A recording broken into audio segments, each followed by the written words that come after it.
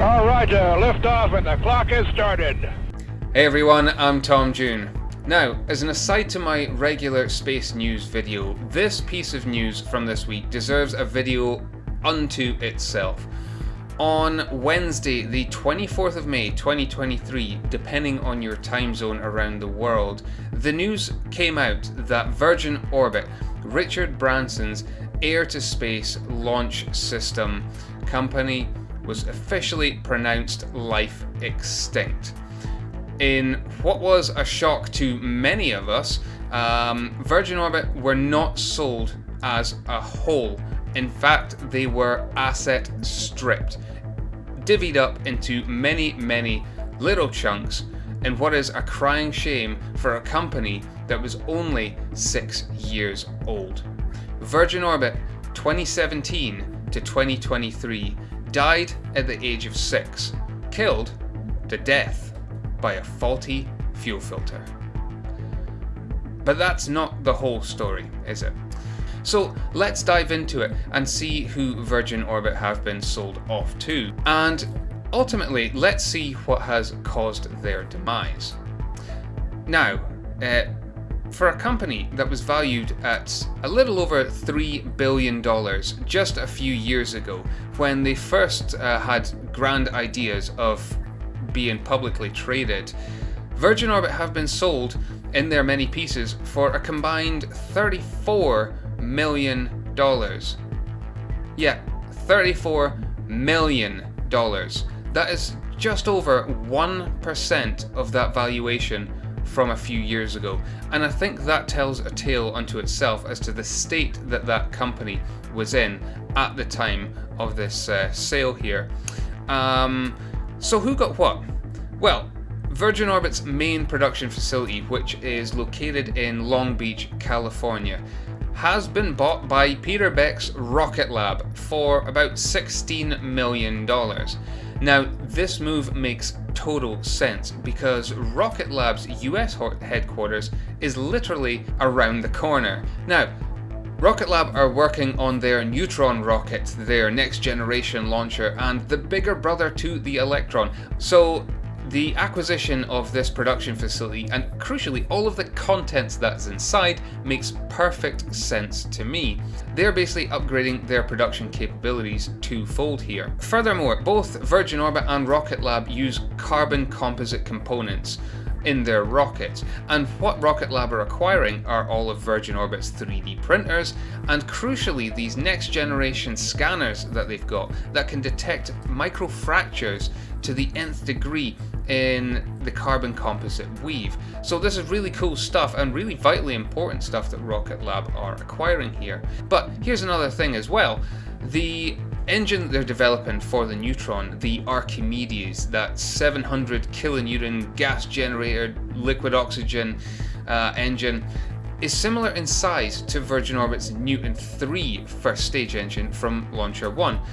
So while they may not, kind of cross over in terms of actual components for the engine, I would highly anticipate that all of those handy little manufacturing components that they've got sitting in that factory are going to be of great use to them as they increase the production line for that engine. What it is a business savvy move. As I've already explained, they would be silly and foolish not to jump at the chance to buy a production facility around the corner and literally double the size of space that they've got to continue working on a project that they're already right in the throng of. So yeah, I totally disregard this as a competition killer, and for me it just makes perfect business sense. Now, one of the other things that's been sold as well is the Mojave test site in California. That's actually been acquired by Launcher, who are an acquired subsidiary of Vast, a company that I mentioned in my most recent video with their grand plans for putting a commercial space station into orbit. They have acquired the test site for about $2.7 million. Not a bad sum at all for a nice test strip out in the desert. Now, Launcher have said that they plan to build their own launch vehicle off the back of this acquisition. But in the main, they're going to use the facility and all of the components, all of the equipment that's left lying around to continue developing their E2 engine, which is still in development. And lastly, and for me this is the saddest bit, Cosmic Girl. I had really rather hoped that perhaps it could be donated or gifted or even bought by Spaceport Cornwall, given the historic nature of its flight just a few short months ago. Remember, while the overall launch was a failure, and I haven't used that term before, but I'm going to use it here because, quite frankly, the gloves are off and there's no need for optimism anymore. The launch was a failure. It was incomplete. They didn't make it to orbit. But Cosmic Girl did her job beautifully, and I would much rather have seen it come back to UK shores than be sold off. However, be sold off it has, and it has been acquired for not very much money, to be honest. $16 million. Now, for a fully functional Boeing 747, $16 million might seem like an awful lot, but remember, they are no longer in production. The 747 is a historic aircraft now, and how much more historic can you get than the 747 that made the first orbital rocket launch attempt from UK mainland soil, and in fact from Western European soil? That's been acquired by Stratolaunch. Now, you might be familiar with Stratolaunch because of, quite frankly, this beast that you see on screen. Yes, the twin fuselage rock aircraft, which is used to launch hypersonic vehicles. It's not quite sure what Stratolaunch are planning to do with Cosmic Girl at the moment. Their twin fuselage design, it's exactly the same principle as Virgin Galactic's Spaceship One, is designed to drop a vehicle from the middle of it. So perhaps Stratolaunch are looking to move into a different market, given the 747's underwing attachment. There are quite a number of applications there. We're going to wait and see what the news is as far as Stratolaunch's strategy is concerned with Cosmic Girl. I just hope that it's in really good hands and we do get to see her fly again. Interestingly enough, on the morning of the sale, Virgin Orbit actually took Cosmic Girl out for one last final flight. That flight lasted around 5 hours. Was it a final send-off for Cosmic Girl, or was it the fact that they could show Stratolaunch that she is in full working order? We don't quite know yet. I hope it's the latter. The last thing I would hate to see is Cosmic Girl be chopped up herself into tiny little pieces, given her history to us in the UK. What hasn't been sold, however, and this is quite interesting, it might be more indicative of the problems at Virgin Orbit, are the Launcher 1 rockets themselves. There is about 6 of them currently in a facility in America, California, in various stages of development. So why has nobody come in and attempted to buy Launcher 1 rockets? Quite frankly, even if they were to be sold off, I don't think anyone would be particularly interested in buying them, given the problems that they've had.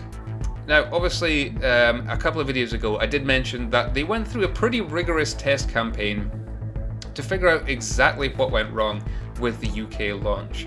And as I mentioned at the outset, it was a dislodged fuel filter that ultimately entered the fuel train and choked the engine to death, and ultimately that's why they didn't make it to orbit. So, when you talk about the overall failures of Virgin Orbit, yeah, it's pretty sad that ultimately it's all come down to this one failed launch from the UK. But as I mentioned a couple of videos back, if you've not seen it yet, check out Are Virgin Orbit Dead? Obviously, yes, they are now, but I kind of go into the reasons behind that. There was a lot riding on this launch. There was a lot of public interest, a lot of media interest, and the pressure was really on. And ultimately, Virgin Orbit, to use a Vince McMahon line, Virgin Orbit screwed Virgin Orbit. Yes, there was issues and delays with the Civil Aviation Authority granting them a license to fly from the UK, but back in December they knew there was a problem with the Newton 3. They were investigating in California. They could have easily held off. They could have put out a press release saying, look, we've identified further problems. We're actually going to have to ship Launcher 1 back to the US, and we're not flying until we're happy with this. They will not fly until they are 100% happy that it will. And that comes from experience, because when you choose to take that risk, things can and do go wrong, sometimes with devastating results. In this case, yeah, there was a few payloads that didn't make it to orbit. Thankfully, nobody on the ground was killed or anything like that.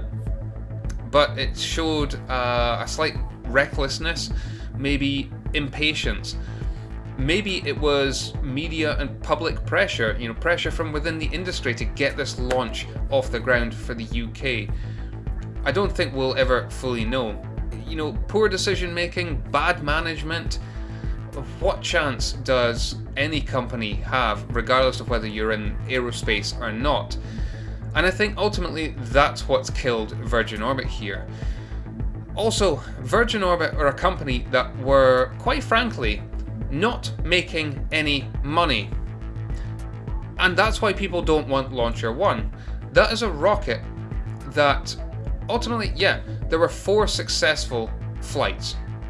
But when the gloves are off, if you look at it, that's a failure percentage of a third.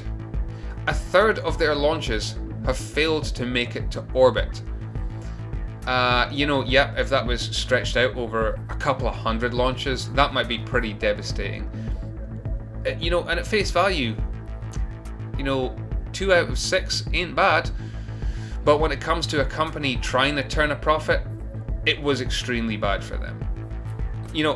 There's a whole lot we could say about, the reasons that Virgin Orbit are no longer in existence. Ultimately, it was a failure from start to finish, with some amazing moments in between. And the last thing I'm going to mention is all of the staff. There is a worry for them because, a few other colleague commentators have mentioned this as well. Where's the news that somebody has come in and snapped them up? So I can only hope, hand on heart, that the spaceflight industry rallies around all of those amazing people, because, and if any of you are watching this, any criticisms leveled at Virgin Orbit are not leveled at you guys. You made magic happen. You got to orbit 4 times, and the work that you've put in is absolutely astounding. I can only hope from the bottom of my heart, I hope that the future is really, really bright for you. Again, there are a couple of companies, rocket manufacturers in the UK, that could really, really do with your experience. So Skyrora, Orbex, if any of you guys are watching, go ahead and snap these great people up, because it would be a shame for their experience to go to waste. So yeah, there you have it, folks. Unfortunately, Virgin Orbit, for all my optimism and hope, are no more. They gave us some great moments over the past few years, and for us here in the UK, they, for bad or good, whatever, they will be etched in history as attempting the first orbital launch from UK mainland soil. Cosmic Girl did her job, Launcher 1 not so much, and Virgin Orbit, it's time to say goodbye. Richard Branson will turn his attention to Virgin Galactic and space tourism as a way to make money. Will we ever see Virgin Orbit fly again? I can't be so sure, but you never know what the future can hold. In any case, I'll be back with my regular space news updates in the next video. Thanks so much for watching. I've been Tom June, and I'll see you next time.